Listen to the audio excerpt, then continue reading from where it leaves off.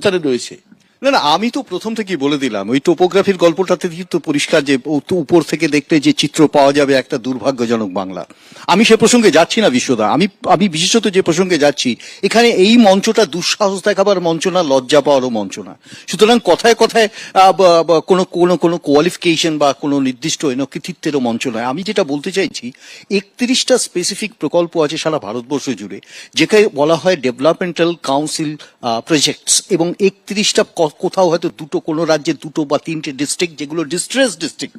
যে প্রসঙ্গটা উঠেছে আজকে নর্থ ইস্টার্ন কাউন্সিলের মধ্যে ঢুকিয়ে দেওয়া উত্তরবঙ্গের জেলাগুলোকে, আমি প্রথম যে প্রশ্নটা করি, উত্তরবঙ্গ জেলাগুলোকে যদি ঢোকানো হয় এর আগে, অর্থাৎ গত 3 বছর ধরে একটু রেসপেক্টিভ হিসেবটা দেখবেন যে উত্তরবঙ্গ উত্তর পূর্ব ভারত ডেভেলপমেন্ট কাউন্সিলে কত অর্থ বরাদ্দ করা হয়েছে, এবং সেই অর্থের 3টে বছর আপনি দেখে নিন, 3টে বছরই মোদী সরকারের। প্রথম এটা হচ্ছে একটি পারভিউ। দ্বিতীয় পারভিউটা হচ্ছে যে যখন আপনি দেখবেন যে নতুন ভাবে ইনভেস্টমেন্টের পরিমাণটা কত, ইন্টারেস্টিং ফিগার, নর্থ বেঙ্গলকে যদি ওর মধ্যে ইনক্লুডও করা হয়, তাহলে যদি উত্তর পূর্ব ভারতের ডেভেলপমেন্টাল কাউন্সিলের 8টা বিভিন্ন প্রভিন্সকে ভাগ করে নর্থ বেঙ্গলকে অ্যাড করা হয়, 8 কোটি টাকা আসছে। হিসেবটা দেখে নেবেন, আমি অর্থনৈতিক হিসেব বলছি।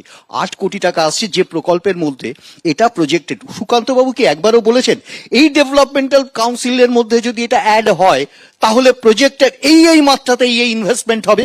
বা আমি প্রধানমন্ত্রীর কাছে আবদার করছি, দাবি করছি, প্রার্থনা করছি যে এখানে কাউন্সিল ইনভেস্টমেন্টের এই পরিমাণ টাকাটা হবে।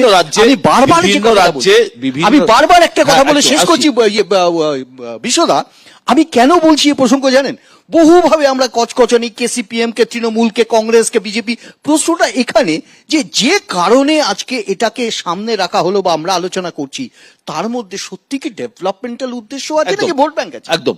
বিভিন্ন রাজ্যে, দর্শকদের জানানোর জন্য বলি, বিভিন্ন রাজ্যে যে কেন্দ্রীয় প্রকল্পগুলি চলে, সেই প্রকল্পগুলির 60% টাকা দেয় কেন্দ্র এবং 40% টাকা দেয় সংশ্লিষ্ট রাজ্য। উত্তর পূর্বের ক্ষেত্রে দেখা যায় বিভিন্ন যে উন্নয়নের যে প্রজেক্ট হয় সেখানে 90% টাকা দেয় কেন্দ্র, এবং 10% টাকা সেই রাজ্য বহন করে। সাধারণত ক্ষেত্রে এটাই হয়।